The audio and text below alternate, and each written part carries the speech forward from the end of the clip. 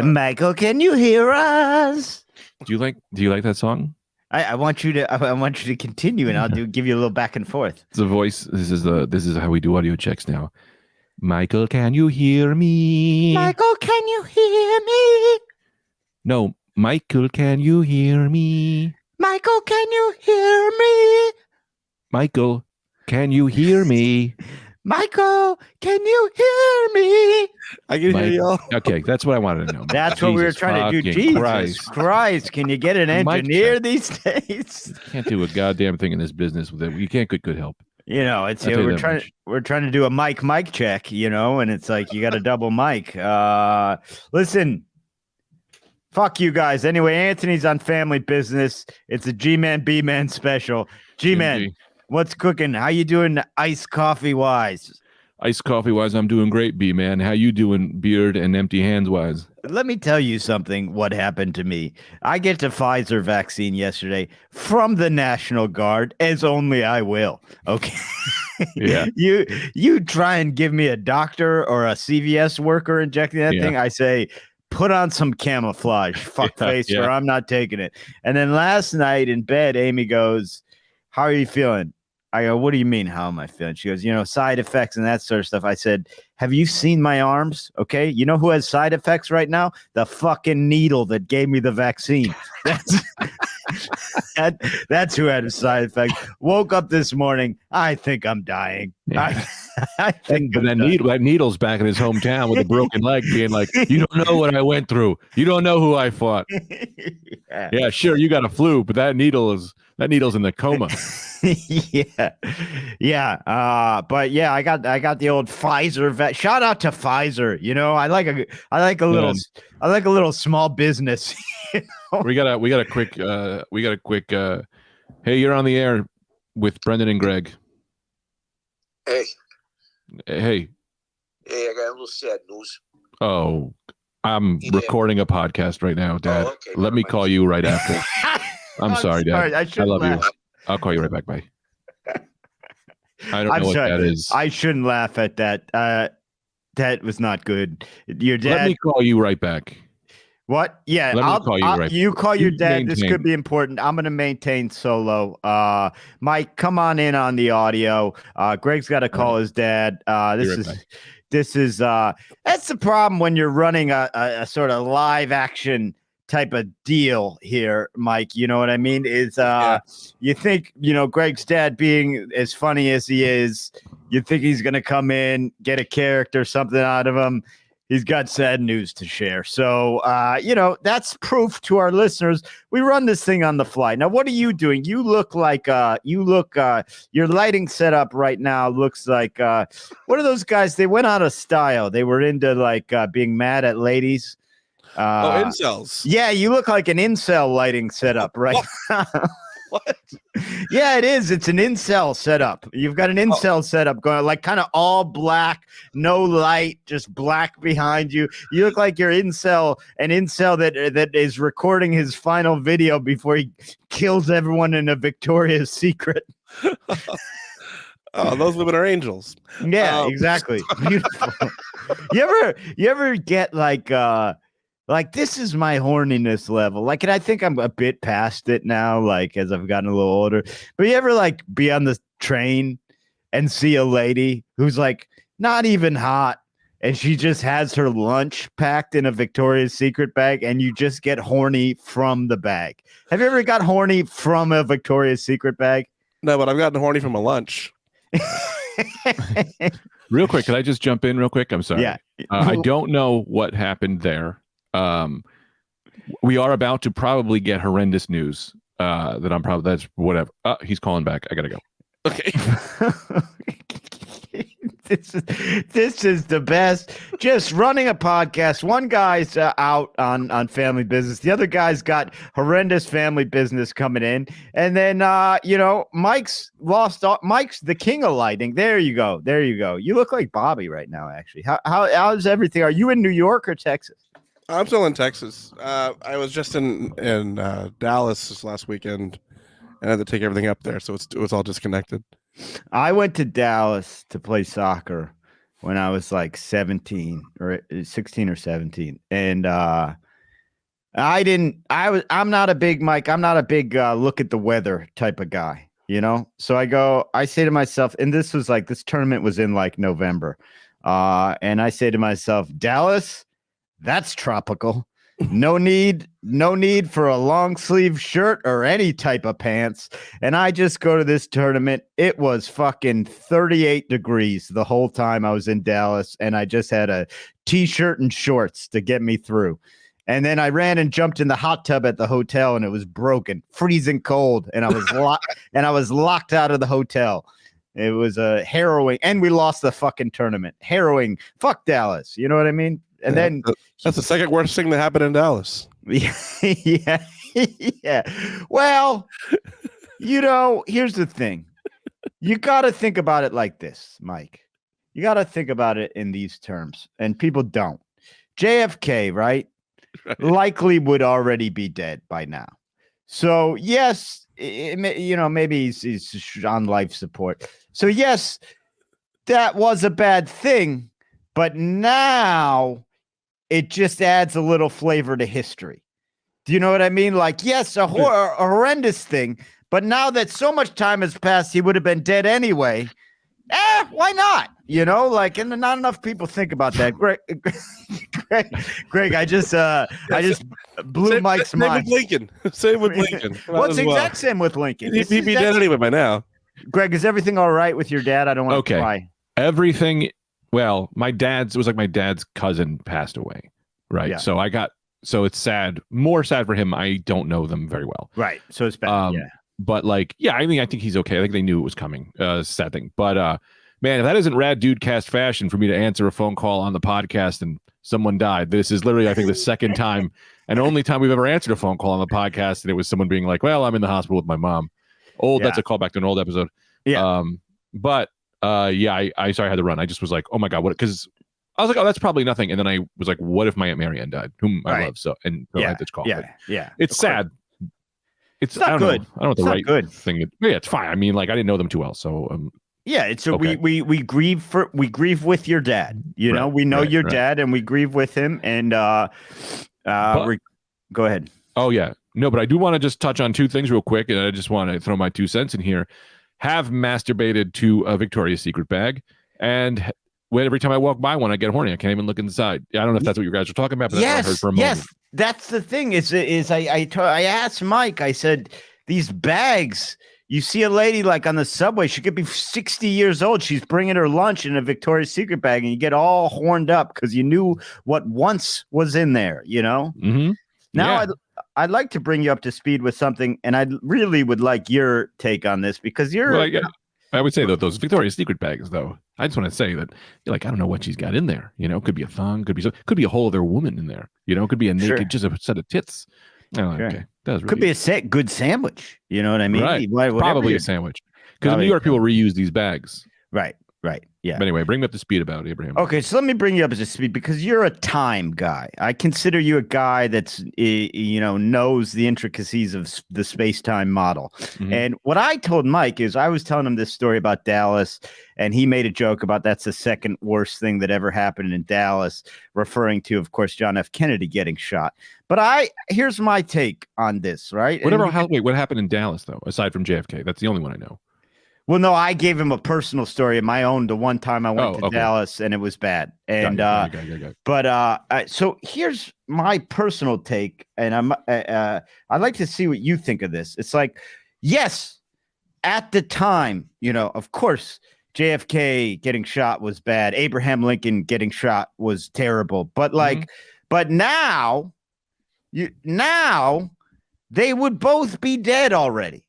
So now I say, was it bad or was it just a little flavor to our history? Do you know what I mean? Yes, it was bad. And here's why.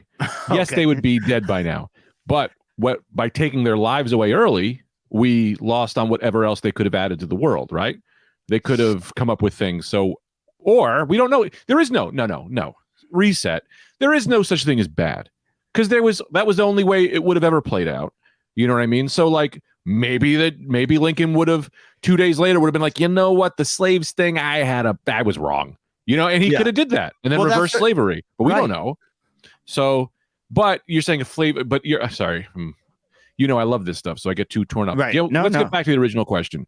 What are you asking me? Is it bad, or is it just a flavor in time? Well, I'm saying once the time has passed where they already would have been dead, right? Their life's over and things have gone how they've gone. And I think, my knowledge, I'm not the best historical expert, but I think Lyndon Baines Johnson took over from Kennedy and passed the Civil Rights Act, kind of like in honor of John F. Kennedy. I don't know if that would have happened. It's like, now that they've been dead anyway, isn't it sort of fun to have a country with a presidential murder mystery? You know what I mean? Rather than just vanilla, everything vanilla. So this isn't really a time question. This is a silver lining and what is your perspective question, right? Because you could always look back and go, well, at the time when they died, a lot of people were sad and it hurt a lot of people's feelings. And so but there is silver lining, is that because JFK or Lincoln was shot, secret service was formed. And that's the whole thing about the Holocaust. People go, is the Holocaust bad? And you go, of course it was bad, but what if that Holocaust prevented us from having a bigger Holocaust?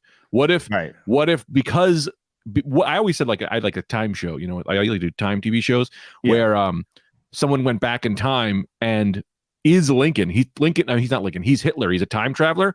And he was Hitler because he had to do that to prevent a mass genocide of every human on Earth. Right. So it's they needed to do. It's kind of like when you get a vaccination, you get the first one, which is a little bit and you still get sick. And the second, it keeps you from getting the big one. So it's how do we know that all of these horrible events weren't time travels doing the smallest version of them just to keep society going? So that question is unanswerable. So I say unanswerable. C, unanswerable. Unanswerable, C. Let me pose this, right?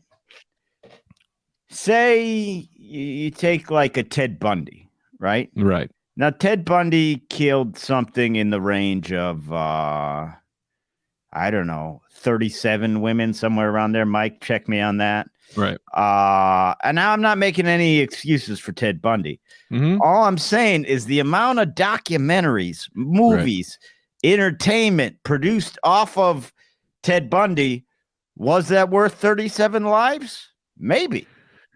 Well, what's a life? What matters in a life, right? When you go with the murdering of people, right? If you're a Catholic or religious person, you believe in heaven. So any murderer really is doing the good work of God, and he's bringing in, he's bringing people to heaven quicker, right? So that's if you believe in God, and if you don't believe in God, the only way to value a life is who will miss them when they're dead, in my opinion, right? Because that's the damage that's being done is when people die, they're sad. Sure. And whatever, and there's no way of measuring this, but whatever future contributions to society they would have made. That's unmeasurable. Because so I say you can't judge that. You can't judge potential. But what you can also judge is how much money they owed people and died without paying back. That's another way. That's like a big abortion thing. It's they don't owe anybody money yet, so you can abort them, right? But if someone's 37 and you kill them and they're 37, but they owed a bunch of family members, they had a lien on their car, a lot of people lost some money there. So what's the deal? As long as no one has co-signed on a loan, they can't. If you die, that's it, right? They can't go after your family, or how's that work? I've heard that they could kind of your debts can pass to other people. I think. I don't know. I do want to say I want to get back to that in a second. Mike says he has an answer, so let's see what Mike's answer is, and then we'll make Mike look up that other thing we said too. Okay. Ted Bundy was convicted for 30, but they think he confessed to 30, but they think there might be 100 more that he didn't confess to. That's great information. So what I want to bring up here about what Mike's saying with the 30 and people he didn't confess to, you don't know how many people, Brendan, and I don't know how many people, and Mike doesn't know how many people we may have killed, right? You don't know how many people you left a door open one day and the wind got in, gave someone a chill. They had a 98, they were 98 years old. They got a flu, they died, You ever think about all the people you may have killed by your actions that were inconsequential just by being in the wrong place, in the wrong time or the right time? Yeah, butterfly effect. Now, I would say if we're talking about the butterfly effect, Ted Bundy, a hell of a lot closer to the butterfly's wing than whatever we may have done. You know what I mean? Like that guy was the butterfly. Yeah, he was the head. He was the needles. Yeah, but yeah, I mean, I don't know. Is me driving a certain speed, you know, making some guy go like, you know what, I should go faster. And then he kills his whole family, you know, like by speeding. Like, who knows? The blood is on everyone's hands here. But the reality is, man, over the judge of death and whether or not it matters or not is time, right? Because over any higher level of time looked at, then no death means anything. If you look at my death within the time frame that we live in, my death is sad. But if you look at the time frame that a planet, you know, this is a classic shit, that a planet lives or a sun lives, you know, all of Earth doesn't even fucking matter. You know what I mean? Nothing matter. Universe doesn't matter. And that's, nothing you matters. Know, you go back.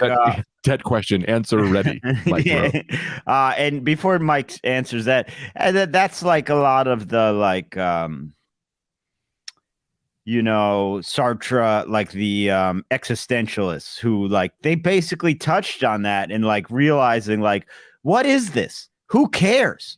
Like, why do we care what anyone, including ourselves, does? Because it's fucking meaningless. It's like you're watching a nonsense through your eyes. You know, it's nothing. It's a fucking bleep on a non-existent radar. Who cares? You know, like the sun's going to explode. The sun's going to explode, and none of this will be anything. Mike.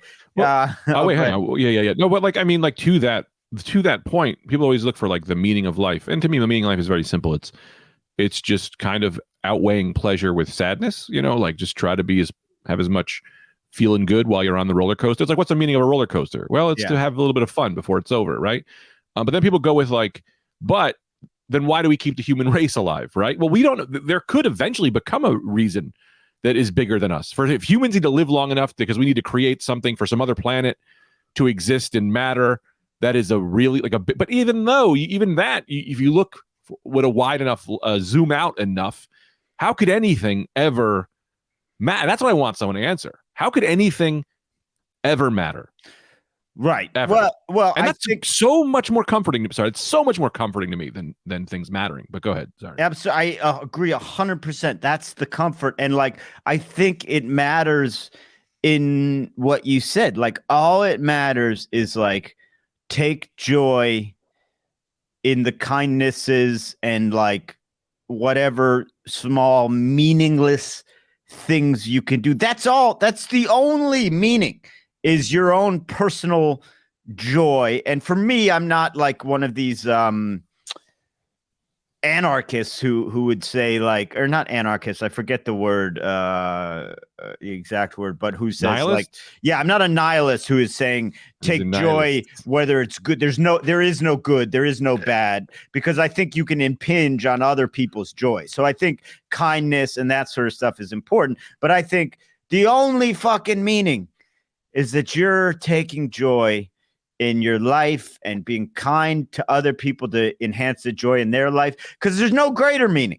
There's no greater meaning other than, like you said, the roller coaster. You're on the roller coaster. Fucking be on it, because that's it. And then to answer your question, I think about like, why does the human race go on? Well, to me, it's like, well, there's two options, right? It goes on or it doesn't go on. And I don't really give a fuck. So have it go on so more people can ride the roller coaster, you know, till we fuck it, till the roller coaster breaks. Well, it's the thing. It's like extinct. It's like better to have it because you might need it later. You don't know. So keep it going. We don't know. Like people like, well, that's why I don't throw shit out. It's like, I don't know. I might need this hammer later. Right. But I mean, I hate to talk about suicide because I have like I like to talk about suicide because it is something that I think about a lot, but it isn't something that is like, it's a guy, he's not knocking at my door, but he's on the block. Right, sure. I look down the block. I go, oh, there he is. He's there. He's not too close, but he's always kind of looking at me. He came in my house once. Exactly. He was in your guy. He broke into your room. But so like I like to talk lightly about it because it's something I think about. But I always think like, okay,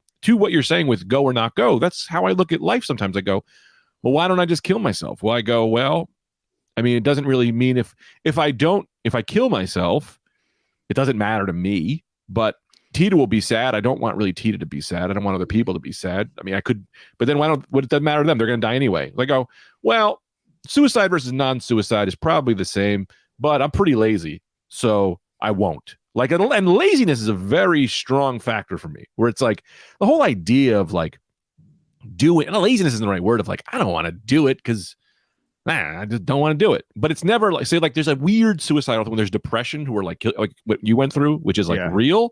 And then there's like the suicide I have, which is like, yeah, I mean, what does anything matter? Who really cares? You know what I mean? Like, who gives a shit? But I don't know, you know, so it's like, I just won't because, but, and I just want to add on a positive note to this, is it like me going would cause a lot of sadness when I go, I believe. And when I think about Tita being sad, I get sad, and I don't want her to be sad. And I don't know why I don't want her to be sad if nothing really matters, because it does matter.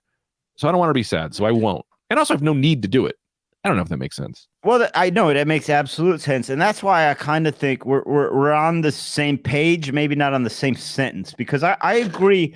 I agree that like if you zoom out far enough, right, nothing matters at all. It's fucking so inconsequential. But if you zoom in to a Greg level, it does matter. You know, your daily activities do matter in that they affect other people's experiences, you know, that, and that's it. And and I do think that is important. If we're talking about, I think both you and I are on the same page. It's like the only point to this thing is to be on the ride. Like the only point of being here is that you're here. And that's you're way better too. I mean, it's way better because this idea of like a fun fact, Brendan, I went to church yesterday. My dad made me go to church with him, and we can get into that after, but it was like being 30 years out of church, or, you know, 15 years from going to church. Yeah. It's another experience when you kind of watch with these new eyes. Yeah. But like, I lost my train of thought. I lost my train of thought. It was about, what was it? We were talking about, the ride. The test, right? Yeah. When you have religion, it's a test at the end, right? It's like you're doing all this shit as a test, and someone's watching you and judging you. But when you don't believe in that, there's no test. So you can write any crazy shit you want on that quiz, right? What's more fun, getting an answer right or wrong based on what you think the teacher will say, or writing what's 5 times 5, and then you just fucking write, I don't know, an elephant wears a hat and he goes to the gym. Like, that's way more shit. Like, you could be way sillier and have more fun when no one is judging, when you know no one is judging you, and all you're trying to do is just kind of bring joy into other people's lives and your own life. Yeah. And then on top of that, like, if you're doing that, right, if that's how you're living your life, if you're living your life like, look, I'm going to bring joy to people's lives, and through, and usually that's through kindness, you know, like through kindness or entertainment, or generally being what we would accept as a good person. I think the bonus of that is if at the end of this thing, against what I consider all odds, there is a God, and he doesn't let you in heaven for doing that, fuck him anyway, then. You know what I mean? Like, wait, your whole concept was I had to believe in you and worship to you? You're a prick. I was nice to everyone. Like, what? This idea of heaven to me, and I've brought this up before, it's so silly to me that, like, so wait a minute, you created Earth just to see if we can get, like, you had a pre-party to see if we can get into your second party, instead of just letting us into your second party and having an awkward conversation and being like, I think you should leave, right? Yeah. Just why is there Earth? Just have heaven. We go into heaven, and if you're like, you kind of suck, ask me to leave. It's like God is just a fucking passive aggressive guy who can't just tell you to your face you don't belong here? This doesn't make any sense. So we have to do this whole Earth thing? Yeah, or it doesn't make any sense. Or take a video game, right? Take you know, the old 007, you know, for 64, right? Right. You can't walk through a certain wall, right? You just can't. You got to go around it.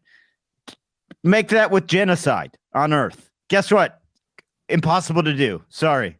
Impossible to do genocide? Yeah, against the coding. Like, he could have done that. You know what I mean? If he made it. Yeah. Well, why couldn't he have just been like, yep, that's against the coding. Impossible. Because then we get into the thing of, then why is genocide bad? If you're God and you're heaven and you know everyone's coming to heaven, death means nothing to you. So of course, this idea people, the argument that I get mad at is they go, well, God isn't good because there's evil on earth. No, you don't. If God is eternal, death is not bad. You know what I mean? It's not. If you believe in God and then genocide is letting people into heaven. And it's like, that sounds like I'm promoting murder, which I don't want to do, which is clearly why they wrote it in the Bible, is you don't want to promote murder. But it's like to God's level, death, pain, suffering, none of that means anything to him. And it shouldn't, because why would it? Why would he care? If you think about how long eternity is, and he's alive in eternity, what is a rape? It's like, well, you're coming to heaven anyway. You're going to have ultimate joy for the rest of eternity. Right. Yeah, one rape is actually a good thing, because now at least when you're up here in heaven, you have something to think about. Well, remember pain? Also, on that, it's so funny that the Bible, the 10 Commandments, explicitly ban murder. They don't say anything about genocide. I'll tell you why. Because I think 5 pages later, they do that whole genocide in that town. I'm not a biblical expert, but I forget what they're called, but they kill everyone in a town. And it's like to prove their devotion to God. And it's like, what the fuck are you talking about? You just said no murder. That's millions of murders. Mike, I don't know. Google this. This is a meme about it. Google how many people Satan killed in the Bible and how many people God killed. Oh yeah, there's a number. Yeah, I sent you this. Yeah, is that where it was a meme? Yeah, somebody counted it up. It's so funny. Somebody counted up the Bible, and it's the best. It's how many people the devil killed versus how many people God killed in the Bible. Yeah, it's crazy. Also, I just want to also say that, as an atheist, that's why I think murder is bad, right? As per God rules, murder is not bad. But as per atheist rules, you get one shot at this, and don't kill me because you're taking away my shot. Right. And you're taking away people's pain. If on the micro level, it's also murder is bad because you're taking away love in people's who killed more people in the Bible? God. Was that number, Brendan? God is 2,038,344. And what Satan, Greg? Satan is 10. Less. He couldn't have even killed. He just killed the 10 command. I know the apostles. There's more apostles than people Satan murdered. Yeah. Well, and then the other thing. We get into this, but depending on what religion you are, it's so ridiculous to me that going on your theory, right? If you were if you were a Christian that took a strict interpretation of the Bible, right? Murder would be good as long as you killed Christian, right? Because they're going to heaven. Right. You kill a devout Muslim who's been living a wonderful life. You kill a devout Jew who's been living a wonderful life. You kill a devout baby who didn't go to church yet. Yeah, baby who didn't go to church. They're going to hell forever. Right. So there is some argument to that. My dad gives me this argument which is it's hard with my dad because sometimes I think he just makes up his own Bible rules, which is always fun. Yeah. But he'll be like, shit. I got a text and it just threw me off mentally. He'll be like, no, God lets everybody into heaven. I believe that he's got love and all those people will get in. And I go, I don't think that's what it says. And he's like, that's what they tell me. And then he also says there's a purgatory rule of babies don't go to hell. He comes up with excuses for this stuff that he swears is people are talking about. But as per the rules and the writings, I don't know that I think that if you're looking at it as a dickhead, like we are, because we're dickheads of religion because we hate it. The rules are you go to hell. But I think religious people are all nah, man, everyone goes to heaven. Yeah. And I think, look, there is something to be said for men wrote the Bible. God didn't write it, so you don't have to be a strict biblical interpreter. You can be a Christian with thinking you know what, that's wrong. I think God is a loving God who would let it, you don't have to.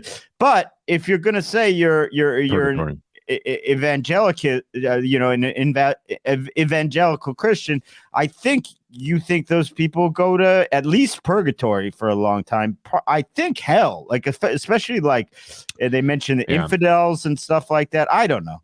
The whole simple thing too. Sorry, Brennan. I thought you were cresting, but you had another run in you. I didn't know. I crested. Mm-hmm. The other thing too, and I think this has been brought up a billion times, it's like, why would the devil care? Like God, he's like, God was like, fuck the devil. He's not my friend. He's going to hell. So then why is the devil working for God? Why is he being like, well, I'll be the warden of hell? You know what I mean? If he's got his own place, he's probably like, yeah, come hang. You know what I mean? Like, why is he? Why? Go ahead, Brendan. You caught the. We've talked about this before. It's absolutely. I couldn't agree more. If the devil, right? He's this fallen angel. He's this fallen angel, and he is the I guess the personification of evil, right? Well, then why does he want to punish evil people? Right. He would love them. He would go, great work, kid. This is your heaven. Welcome to heaven for you. And it's better than that heaven up there because you can do sick shit. Dude, better or worse. It's funny, better or worse. When Hitler got to hell, he got an award. You know what I mean? He was like, you're one of the best guys here, and you're king here, but I don't think they want to promote that on earth. They don't want you to know. It's like, look, you could go good and get into heaven, or you can go be the champion of evil and be a king in hell.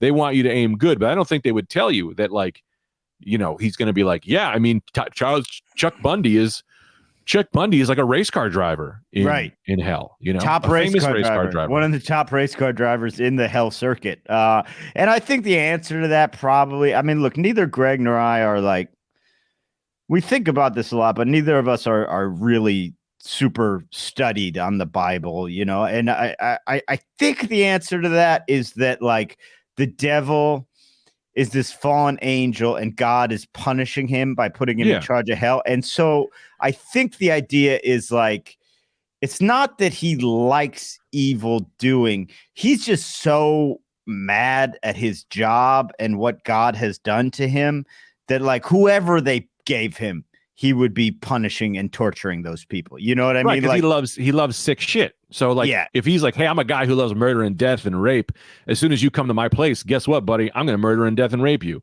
because it's my favorite thing to do. Right. I'm not for you. I'm not for anybody. I'm for myself. And, you know, I hate my fucking job. I hate you. I hate everything. I used to be an angel. Fuck this. Right. Do you know why he was mad at God? No.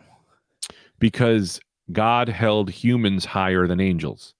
He loved them more. So the devil was like, well, what the fuck, dude? We were around first. Why are you loving them more? And God was like, yeah, I love them more. So fuck you. And it's like, yeah, I don't know, man. That's kind of a fair move for the devil to be like, dude, I'm your first son. Now you don't give a shit anymore. Right. This is very superficial about what I know about that stuff, but it's pretty, like, I don't know, man. I think I understand why the devil would be upset if God was just like, I don't know, I like humans more now.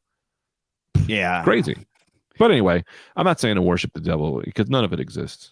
None of it exists. I don't know. You know, we just happy Easter, guys. You know, that's when he came back to life, walked around for a while. I don't know why he didn't stay. Oh, I got to tell you, I went to church. Oh, yeah. Tell me about this. My dad came over for Easter and he was like, well, we have to go to church. You have to come to church. And I was like, you know what? I'll go to church for you. How bad could it be? As a kid, it takes a long time because you have, you know, kid time, things take longer. Yeah. Let me tell you, that thing is just as long as I remember it. It was like Guantanamo Bay torture. Sure. They open with songs that don't, the only thing I like, first of all, there's so much in church that they don't do in Catholic church that they don't do that they should be doing. There's no Q&A. Turns out I try to raise my hand. My dad goes, you don't raise your hand. I go, what do you mean I don't raise my hand? This guy's saying some stuff. I have some questions. Yeah. And he was like, no raising hands. No raising hands. They hit you with 2 times they try to hit you up for money. This lady comes with a basket, puts it in front of me, and I said, push on, fella. And my dad got mad. And he went, don't tell them. So you're lucky I'm here. Just telling an old lady, push on, fella. No money for you here. And then so they did one thing where they collect their money for the church, and then they did a second one for retired church people. And I went, well, wait a minute, why not just do one thing and cut them a percentage? And they were like, no, we don't want them getting in our percentage. We'll do a second go around. Sure. Also, do a cover charge, right? Yeah. Do a cover charge, and you know, if you want me to give you money, I'm not doing that. My dad ended up putting double money in because he felt bad. I'm like, no, I'm not. It's like I didn't want to say this to his face, but I'm like, I won't put money in there because the Catholic Church has used the money to move pedophiles around. Well, And not only that, I will not do that. I will not put money into that. Not only that, what are you talking about? The retired priest fund? Those guys don't retire unless there's a very good reason. And that reason is usually they fucked a kid. So no, thank you. So push on, fella. Because I've seen a 97-year-old priest. No, they're not retiring like it's the goddamn FDNY. Okay, those guys are working till they die unless there's a very strong recommendation from the bishop that they retire and skip the country. Yeah. I do want to add some positives though, right? So my dad was like, he didn't like it. And I was like, well, there was some fun. So like the singing in the beginning is really boring. The songs suck. And then I was like, well, why not just do good music? And then I went, oh, that's what Christian rock is. And that's even worse than this. I guess, I mean, like, yeah, there is no real solving that. Yeah. Well, I guess they have like the Sister Act churches, and those are fun. Well, but that's what I was saying. The best drummers in the world are those the guys who do for gospel choirs. Have you ever watched YouTube videos of the gospel choir drummers? They're so fucking good. Like it's so good. But that's like Black Southern gospel churches, and it's just like the whole thing is just like amazing music. And you're like, yeah, of course you love God because it's just a party every Sunday with the best drummer in the world. But that was what was also kind of cool too, right? Like there was definitely a sense of community when I was in there. I was like, oh, like these people look at each other. They did a peace be with you. You go there every Sunday. You might see someone be like, oh, I know them. I've seen them around church, and you can kind of talk. That was cool. I do want it. I did start my own cult, so I was kind of looking for things to do. I do want to do the church of none of this shit happened, and where I just have people come in. I go, hey, everyone say, let's just talk about what's going on and having a good time, and none of it happened. And sorry to be all over the place, but the one thing I got mad my dad talked about is that there's a guy kept talking about how all of the church this Sunday was about how Easter did happen. It was almost funny how how the whole thing was about like, people say maybe it didn't happen, but here's why it did happen. And his whole thing was trying to prove that Jesus came back. And I went, buddy, you're missing the boat here.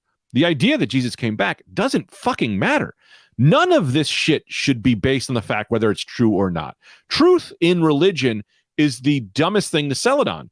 Spiderman changed my life, and none of it happened, right? So the idea, once you bring in the idea that you need to believe in this because it happened, well, then that means you're doing it because if it didn't, there's a chance you'll go to hell for not doing it, right? And that should never be the reason to follow anything. You should say, hey, look, let's go over all these stories in the Bible, and let's see what we can learn from them and how to learn our lives from them. And that's a lot of good stuff there. But once you bring in, we are doing it because it really happened, you're losing all the real main reasons on what truly being a good person is. The truly good person follows religion without thinking. And by follows religion is the good stuff in the religion. Right. Follows religion without having to believe that there's a heaven or a hell and that it actually happened, is what I think. Right. Well, this is what's interesting to me. And I do kind of get the reasons, but I've been very interested in Julius Caesar recently, and which is another funny aspect of time, right? Because Julius Caesar arguably, on more than one occasion, committed genocide. He killed the Celts in Gaul, man, women, and children. Wiped them out essentially on the pretext. Why? Oh yeah, why? On the pretext that they were a danger to Rome, which Gaul would be kind of France and put north of Italy, essentially that big region, and he essentially killed everyone, right? And his history is kind of conflicted because they only have his writings about it. And so but most historians think they were no threat to Rome whatsoever. And he was doing it to further his own political glory and his own, glory as a general and all this thing. But what's so interesting to me is Mike, when, can you look up when Julius Caesar was born? I believe Julius Caesar was born maybe 150, BC, so before Jesus, right? And we have such detailed information and like historical documents about Julius Caesar's life. And so then I'm like, well, then why is there just one fucking... Okay, so he was born 100 years before Christ, 100 BC. So we have such detailed information about this man's life, right? So why is there just one cryptic, fucking weird talking snake book about Jesus? You know what I mean? Like, if it's not like they weren't taking down history accurately at that period. Now, I think part of the reason is like, look, Julius Caesar was a great general, and then eventually the emperor of Rome. Of course, they're going to write down his doings as opposed to Jesus of Nazareth, who was, you know, essentially a street preacher, and his fame grew. Yeah, I don't think he got huge till a little bit after. Right, but you still, know, after no one thought he was huge until after he came back from the dead. But you would think, the Romans being the one who eventually crucified him, you would think there would be some clearer records, like something more than the Bible about this man. And there just I would argue that that's not. See, I'd argue that, like, one, you might not want that because you may be the people who crucified God's son, right? So you might destroy those records. Two, all of that is going from like. Those Jesus people, from what I'm pretty sure, I don't think they weren't high ranking. You know, it was, you were kind of a rebel when those people who were kind of believing that stuff, right? So I think that it makes sense for there not to be a ton of stuff, but also there is a ton of stuff. Like, there is tons of different religions. A lot of people, this is what he was talking about yesterday. There were a lot of witnesses of the crucifixion, but when there's a lot of witnesses to the resurrection, when you have lots of people who've witnessed something, you're going to have multiple different takes and stories, right? Because there was Mary Magdalene. Yeah, right. She was the first person to go back and be like, "Yo, my man's ain't in here." And then she told some people, and some other people checked it out. And then there was, I want to say, Thomas, who was supposed to be there, and he wasn't. So then he's got his own fucking story. So, like, there are other people, but it's all ranging from them. Also, I mean, I don't know. It's not real. Yeah, that's the thing. That's what I love. It's like these witnesses, you wish they were around, because you'd love to be like, all right, let me ask you something. Is he not in there, or did you see him get up and walk out? Because these are two very different fucking scenarios. I mean, I could steal a corpse any night of the week. Right. You know what I mean? He came back for like an hour. And that's the thing that bothers me. I don't know how much he came back for, but Jesus should have came back and played for the Wizards for like a few months, for like a few years. I think Anthony said something similar to that in one of his bits. But like, Jesus, after they killed Jesus, he should have came back. He should have been back for a year, seen everybody. They should have killed him again. He should have came back a third time and been like, motherfuckers, y'all can't kill me. When are y'all going to understand that? You know, like, he only came back for like, I don't know, a hot minute. You know, it was barely even a full EP. Well, that's I think, because I said a week last night, and Amy said it. Amy grew up pretty Christian. Amy said it was like more like a month. But even that, exactly, it's like, it's very convenient. It's very convenient to Christianity that he just stopped with the miracles 2,000 years ago. You know what I mean? Like, real convenient. My dad texted me just now and said, "Hey, call me back. I want to come on the podcast and have a laugh. Let's call him real quick and ask him how long Jesus came back for." Okay. But I don't want to disrespect his religion. We got to play it cool. Follow my lead on this. Yeah, I will. He's a maniac, but sometimes I'm always like, I am always afraid of going too far and destroying his religion, because it's like, I don't want the guy to, the guy's getting, you know, he's like, how many years do you have? You have 20 maybe? Like, this is a happiness thing for him. Yeah. Let's see what he says.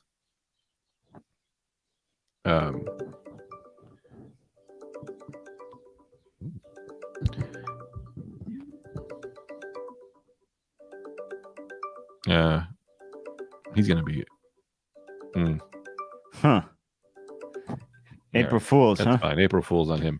But yeah, anyway, Jesus is, there's a lot of things. Did Jesus was back for a month? I don't know. That's long. What Amy said. I mean, I don't know. And this is the other thing I asked Amy. I said, where'd he go then? She said he went back to heaven. Yeah, he went back to heaven. And then I said, well, what? Hey, Dad. Hey. I called you. I texted you. You're on the air, just so you know, so don't say anything personal. Oh, I am? Yeah. Oh, okay. Barely. It's kind of hard to do it. But Dad, how long did Jesus come back for when he came back? Around 40 days. What did he do? He appeared to all his disciples and the apostles, so that he could prove to them that he was in fact alive. Okay. And that he was not. See, this is the thing that a lot of people don't realize. He was not resuscitated like a person who, let's say, has a massive heart attack and they flatline. Yeah. And then they paddle him and they come back to life. Jesus was not resuscitated. He was resurrected. So when he came back, he was in his glorified state, which means that he was beyond the holding of what we would call this plane of existence. So the readings tell us that while the guys, they were all huddled up in this room with the doors locked, he appeared right in their midst, right? And one of the 12 wasn't there, Thomas. We've heard the expression, the doubting Thomas. Yeah, doubting Thomas. Yeah. Well, he wasn't there. So when he showed up, they told him, the Lord is risen. Jesus is risen. We saw him. Get out of here. You're crazy. I ain't going to believe that unless I could put my hand in his wounds, unless I could see. And then the following week, Jesus appeared again. And he said, here, Thomas, come. Look, put your hand in my side. Look at my wounds. Now, do you believe? And the scripture tells us he fell on his knees and said, my Lord, my God. Wait a minute. So Thomas didn't believe Jesus came back. Right. Until literally having a conversation with him. And he's like, I still don't believe. And he was like, we'll feel the wound. I don't know, man. I'm looking face to face with a guy. I'll be like, yeah, you're back. You're clearly here. Yeah, no, he believed. But Jesus was telling him, here I am. So you don't think I'm a ghost, basically, was what he was inferring. Come, touch me. Oh, you're saying he wasn't a ghost. He came back full human. He came back as he was, fully human and fully divine, glorified. And what we believe is that that's what we're going to be like when we're finally resurrected. That's the life. Real quick, Brendan, do you have a question? Brendan, you can't. He can't hear you, Brendan. I'll have to repeat it to him. Well, yeah. I guess my question would be then, and I assume it's a factor of like, because Jesus wants people to be faithful, but like, why 40 days? Why 40 days? Why not? Dad, why 40 days? Why not stick around for like a year? Why not stay? Well, no, for the whole time. No, that's a good question. 40. There are certain numbers in Jewish theology, we'll call it. Numbers are very important. Okay. For example, now 40 days is representative of the 40 years that the Jews wandered, okay, in the desert. Okay. 40 days that Christ stayed in the desert to fast before he came out. So 40 is a very important number. And that's what the significance of the 40 is. It's like the number 7, okay, and the number 10. In Jewish theology, the number 7 is the suspended number. It's the number that goes on. But now the number 10 is the perfect number. So everybody thinks 7 is the perfect number, okay? And that's why when you hear the expression 666. 6 is the imperfect number. And when you triple it, it's the most imperfect number, okay? So that's why 40 is very important. Well, I don't know, man. I think the perfect number is 69. You know what I'm talking about? Yeah, well, that's because you're a pig. But if you were a theologian, all right, you're scustamat. But if you were, a person, like a theologian, those numbers are important. Scripture, that's what happens. Yeah, I know when I was born, there was 3 69s on my head. I'm the sexual beast. Yeah, anyway. Yeah, there you go. Yeah, sure. Yeah. Dad, let me send you. Let me call you back because I can't hold this up anymore. And tell him it's good. Good hearing his voice. And I'm sorry. I'm sorry about his. I'm sorry to hear about his cousin. Are you gonna call me back now, or is this one of those? Let me call you back, and then you don't call me. This is one of those things where I say I'll call you back, and then we'll talk when we talk in the future at some point. Hopefully, no, I'll call you after the podcast because I can't hear you on. This is impossible to do as a thing where I hold the phone to a microphone and repeat everything Brendan said. What? I don't want to go on and on with this, but I'm making. Are you going to call me back like now? I'm going to call you back in probably 30 minutes. All right. Okay. Good. All right. I got to make. All right. Take it easy. I love what is that thing? What is that? what is that circular thing that would shining? Oh, that's my ring light. Oh, okay. Yeah, that's great. Just to illuminate my face. Yeah. For the fans who want to see my face. Don't get your nose. Your nose is very big here at this picture. I appreciate you. You gave it to me, so whatever. I know. That fucking tomahawk, it looks like. All right, I'll talk to you later. I love you, Dad. Bye.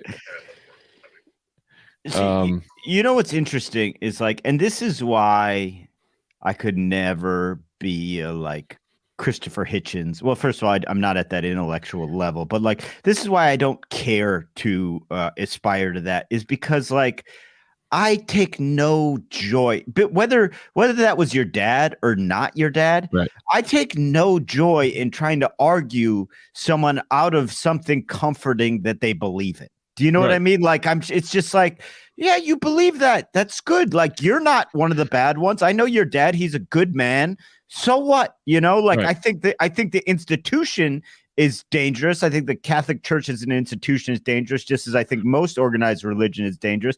But I think an individual who has faith, I'm not going to try and fucking argue with them. Yeah. Like, what's how I feel about these movie review people. I get so mad when I'm talking to a guy and they're like, here's why the Snyder Cut sucked. And I go, so you're going to convince me that the time I had that was good was bad? Exactly. Well, have fun with that. Now, great. You're right. I get it. I hated it now. I hated those 4 hours. Right. You took it from me.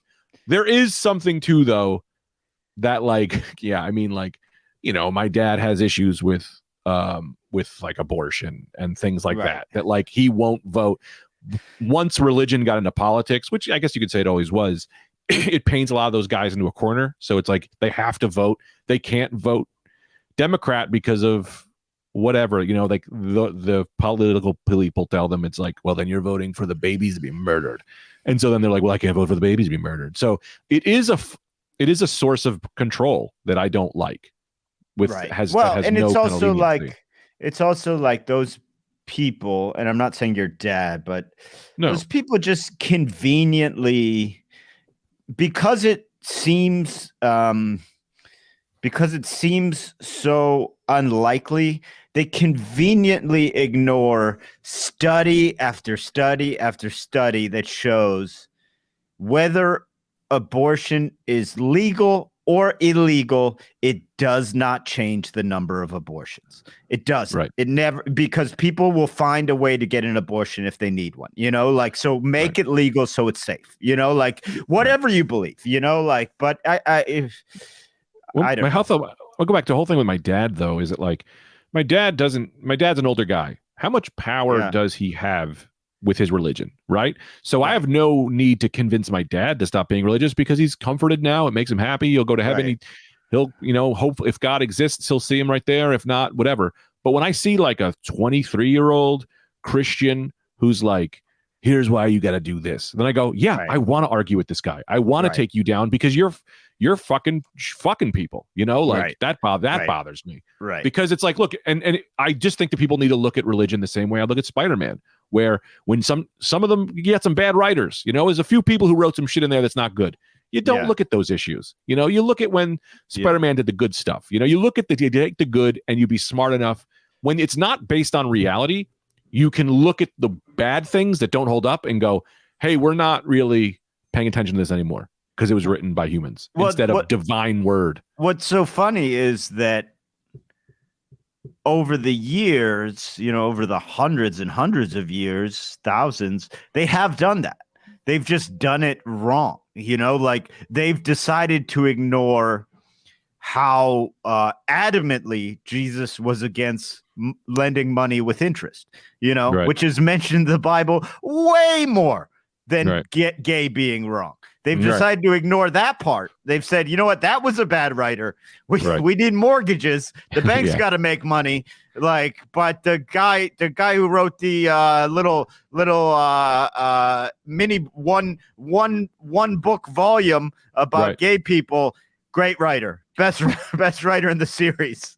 Here's the thing that I would love to talk to a theologian about. I would love to talk to someone who's like an actual historical religious person. There's nowhere in the Bible, to my knowledge, from what I've look, man, I'm not like studied anything because I don't have the ability to remember shit, but I've read the Bible. I actually, I went to Catholic school. My dad does this to me every time I talk to him. I have a lot of knowledge about this stuff, but never have I come across anywhere in the Bible that it says this is based on a true story. There's nowhere that actually says, hey, this actually happened. It doesn't say it. It's written like any other book is written, right? If you found Star Wars DVDs, in the Star Wars DVDs, they're talking like this happened because within that thing, but nowhere does it say, hey, this is absolutely real. You know what I mean?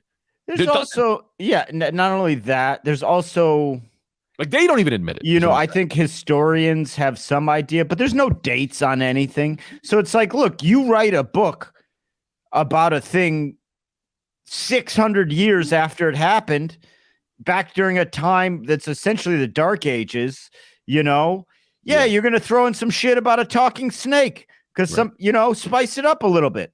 Why not? Happened 600 years ago. Maybe snakes talked. Did you watch this documentary on the Mormons? No, God, dude, there's a real good one, which I didn't get to finish it yet because it's not very good. But the stuff that they bring up it's not very. The documentary isn't done well, meaning it's a little boring, but the info is really good. Yeah. So the Mormons have this. Their religion is that like Jesus or somebody came back and then talked to the guy. I think his name was like Scott or something. There was like a guy named Joseph Smith. Yeah. Like talk to him and we're like, this is the way, right? So this whole thing happened where and this all happened in like the 80s or something. Like it's Mormonism happened after George Lucas's run on Star Wars. Like it's crazy when not quite, but pretty recent. Like I think 1890s, maybe 18 like 90s really early. Yeah, it wasn't okay, but that's still recent. Yeah, right. It's a very recent. Yeah.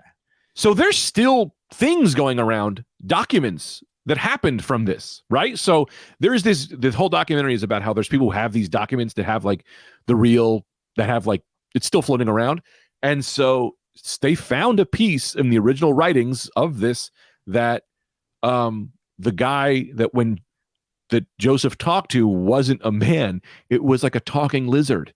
And they conveniently were like, no one's going to believe this bullshit. And then changed it. But then found the original documents that have like, it's like a magic lizard that like people, and then when they found this was going around, there are people who murdered people to try to keep this out of people's hands. But there's all these religious documents that are still floating around about Mormonism that are like, oh, this is way crazier than you thought. But in order to keep this floating, we can't admit to any of this. It's wild. I mean, and I haven't seen this documentary, but his claims about the original tenets of Mormonism were, I believe, and this is. If there's any Mormons that listen to us, look, we just like talking about this stuff. I don't really much care one way or another, but he claimed that only he could see them because he had magic glasses. And that's true. That's a true claim. He said he had magic glasses that allowed him to see them. And then they were like, well, where can we try on the magic glasses? And he was like, don't be crazy. And then the multiple wives thing wasn't part of it until he got bored with his wife and then was like, took another peek through those magic glasses. Guess what the lizards Lizard told me we could feature fucking everybody. Dude, you want to hear a bit that I did on them coming back into stand-up? I did a bit that I want to say, you want to talk about turning a crowd on you. Yeah. My God, I turned them. And I got the light and was like, well, I'll try this one. And everyone went, oh, you did 20 minutes of us loving you. And now we hate you.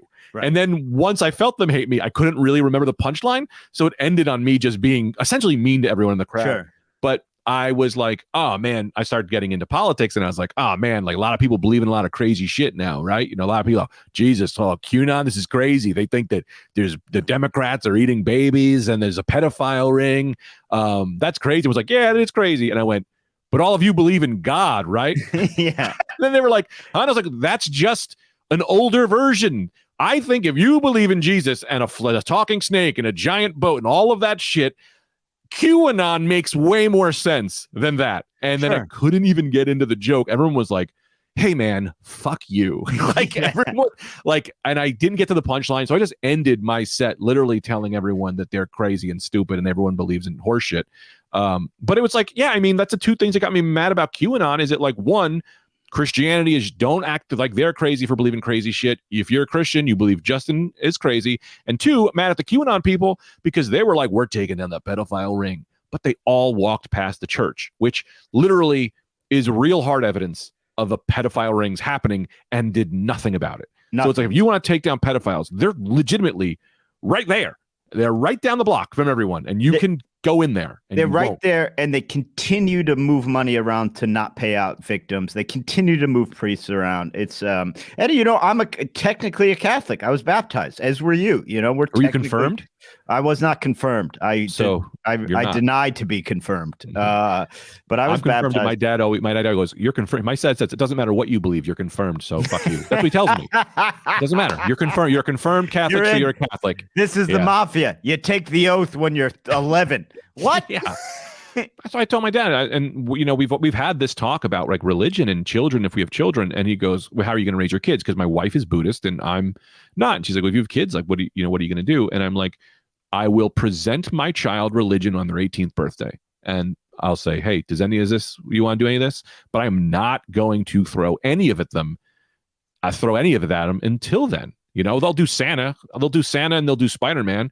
But at 15, I'll be like, Spider-Man's not real, man. These books are drawn. So you think your kid's making it to 15 believing in Spider-Man? Well, man, let me ask you this question. I want to ask you if you think I did something wrong.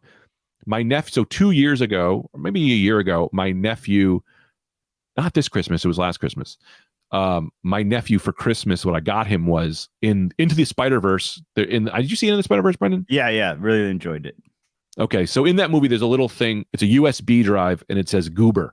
And the whole movie is about Miles Morales essentially protecting the Goober.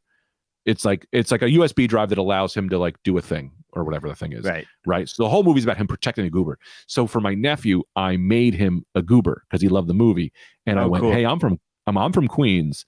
I put in a Spider-Man case and everything. And I was like, Spider-Man has been watching you and he thinks he wants you to protect this and hold this for him. So, if you can. Yeah. And when it came out, when I gave it to him, he did not give a shit. Right. It was like, oh man, I really wrote a letter. I did a whole thing. Yeah. Anyway, he calls me this week and he reopened it and he goes, Uncle Greg, is this thing real? And I went, yep. I told him, yep, it's real. Yeah. And he goes, but Spider-Man's not real. And I went, Spider-Man's real. He lives in Queens. He's my friend.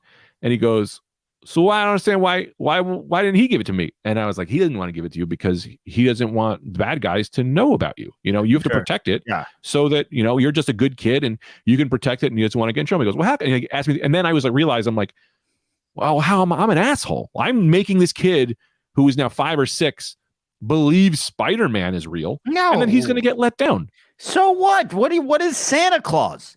The same fucking shit. Who cares? That's great. With a belief, that's not that. Those kids take those kind of letdowns fine. Like, I don't ever, they do. I don't ever, do you ever remember? I don't remember for a second being like, Santa Claus isn't real? Fuck everyone. You know what I mean? It was just like, oh, well, that was a fun trick. Good for thanks. I got presents. I got presents. I got to believe in this guy. Like, you're doing a fun game, like he's 5 or 6. I would say if he was like 12 and you were like, no, dude, Spider-Man is real. I don't care what those kids at your school are saying. You go in there and you tell them, like, then you're fucking the kid a little bit, but 5 or 6, what's the harm in that? How is that different than Santa Claus? No different. It's better. Right. Mike just messaged a thing that I actually wanted to bring up. He did say this to me when I first gave him the Goober. He went, he was like, he didn't kind of care, but he went, wait a minute, is mommy and daddy in danger? Like, he was worried that now having it, Dr. Octopus and them might come to his house. So Mike had messaged a fun game of living in fear of Dr. Octopus being real. Is like, he did do that.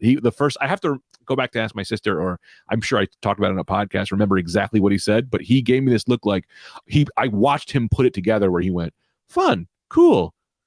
Oh, fuck, I know what I have, and this is, I don't know that I can do this. Why would you give this to me, Uncle Greg? Yeah. Anyway, I don't know what happened, but like 2 years later, he brought it back up. So that's funny. I don't know. Yeah. So I'm not a comic book guy. I'm gonna teach my kid that National Treasure 1 and 2 are 100% historically accurate. Just have them become a treasure hunter, you know? It's like fun. You're old enough now. We got to watch these very serious movies on the history of the United States. Dude, I hate to get serious because I'm very serious about this stuff. Yeah. But like, Star Wars is a living document that is a better thing to believe in than Christianity. If you get into the real depths of the Force and what the Force is and how it works and the good and the evil, the light and the dark, and how the dark can pull you over, and like all as a metaphor, it's significantly better with less problems than actual. This is what as I'm creating a religion now, because I don't know if I told you, I did start a cult, but I am creating like the tenets of. It's called the King Bear. The King Bear is he came down from the Crystal Mountains. He spoke to the real God, and the evil one is the bastard beaver, and the beaver is always trying to pull you from the King Bear's teachings. The issue, what I'm realizing, is that the more specific you get with religious rules, the more it is the worse it is, right? So if you say no rape, right, and that's like we could all say that, then you get into like, well, then you can start picking apart what are these things? When is it good? When is it bad? So with my religion, you got to be real general about all this shit, you know? And it's like, and you have to, it has to be you have to be able to look into yourself and find your own rules as opposed to being very specific on those things. Like no taxation. What? Blurred lines. Always great when it comes to rape.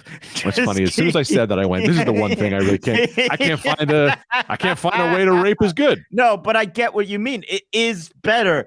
It is way better to just have a dark and a light. Stay in the light.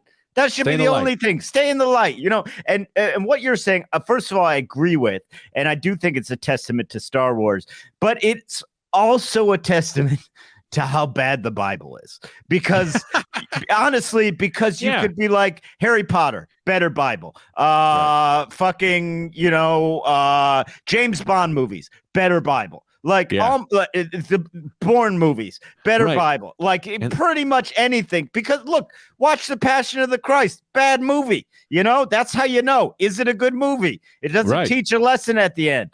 Then it's a good religion. It's a good book. It's they call it the greatest story ever told, but the truth, The Passion of Christ got wiped by Captain America: First Avenger in the box office. And I'll be honest, Captain America: First Avenger, not even the greatest story ever told. Yeah. Guardians of the Galaxy, better.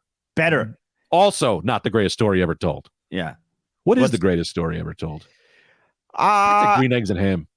Yeah, I mean the greatest story ever told, right? Like what's the like? Because I think it has to be a hero's tale of some sort, because those are the best stories. So then you have to say like, what's the best hero's tale? What's the simplest? What's the first? I don't know. What's the best? I don't know.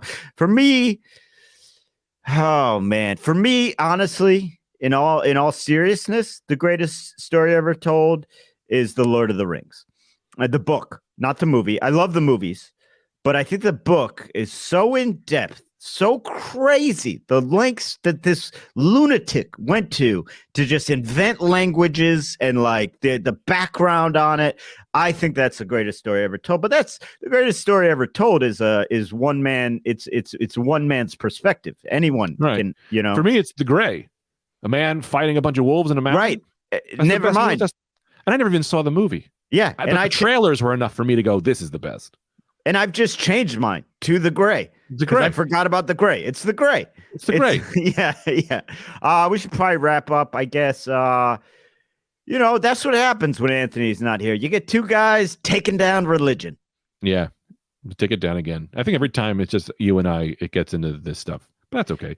Anthony's back on Thursday. Yeah. And I'm not here on Thursday. So you'll get a whole different flavor. Yeah. You see what that is.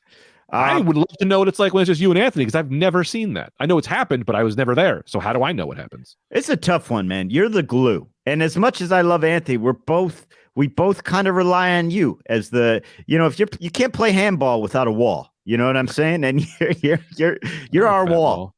Hey, come on. Nobody said you were fat. Nobody said you were fat. I'm a big wall. I'd rather be a big wall. Anyway, if you guys can come out, don't feel like you have to, but if you're in the area, I'm taping a dry bar special in Provo this Friday, the 9th. I think tickets are open to the public, so just Google, dry bar live events. I'm then the following weekend. I am at the St. Louis Funny Bone. Go to that website. I'm then at the last 2 weeks in April. I'm at the Tulsa Looney Bin, followed by the Wichita Looney Bin. I'd love to see some of you guys. I'm vaccinated, so I'm safe. It's about it, Fucking who gives a fuck, Who does give a fuck? I don't know. I'll tell you, if you guys can do me a favor, if you listen to this podcast and you don't follow me, can you follow me and follow Brendan as well and Anthony on Instagram and Twitter? I've just been getting stoned and tweeting a lot at night, and I'd like to have more likes on those. And 2, I may have a treat for Patreon people this week, because I'm testing out this new idea. I told you, Anthony. I told you, Anthony. You're not Anthony. No, you're Brendan. I got a new idea of a thing I want to try, so I might test it out and put it on the Patreon. I should not have told anyone that, because now I have to do it. You don't have to do it. Oh, one quick thing before we go. I love I do love I don't know, just the twisted sort of the knowledge, the facts of Christianity that are only facts because someone said they're facts. Where and again, I don't want to take down people that believe, and I appreciate your dad coming on, but the idea that 6 is an imperfect number, and so that means 3 6s is the most imperfect. Well, it's well, then what about 6 6s? Because that seems more imperfect. Why is 3 the most imperfect? What about 4? Why? What they just said? 3? What makes a number? I don't even understand the idea of a number being imperfect. Because it doesn't make any sense. Why is 3 imperfect? Because it's an odd number? Is that what makes it imperfect? Because 9 is odd too. And 3 is in fact even, or 6 is even. And I would argue 3 is perfect, as I've done a podcast with 2 people and have way more fun when there's 3, because you have one guy to listen and one guy to retort. Yeah, well, 3 is the better number. That's a slap in the face, but I had fun. We had fun today, but I think we always do better when it's the 3 of us. Sure. Of course. Right? 1 is, I would say 1 is the most imperfect number. You ever listen to a podcast with just one guy talking to a microphone? It's fucking crazy. Yeah. 1 imperfect. I'd say I've never been a fan of 15. Right. I don't know why. 15? I like 15. You do? 15, because I remember having 15 was a good year.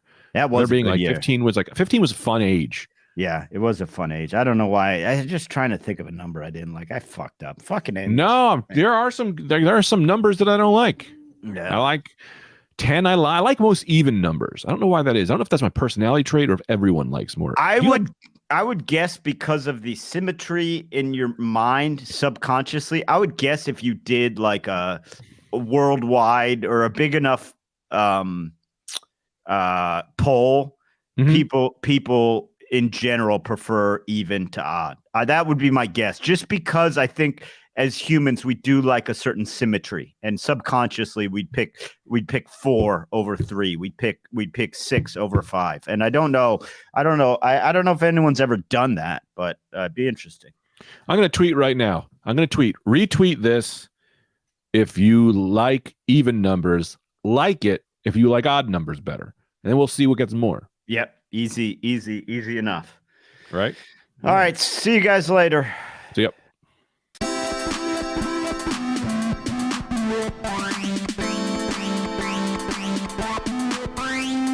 The Rad DudeCast is hosted by Anthony DeVito, Brendan Eyre, and Greg Stone. Original music by Brian Zippert. Produced by Mike Suarez. Executive producers Brendan Eyre, Greg Stone, and Anthony DeVito. Executive producers Matt Kleinschmidt and Robert Kelly for the Laugh Button Podcasts.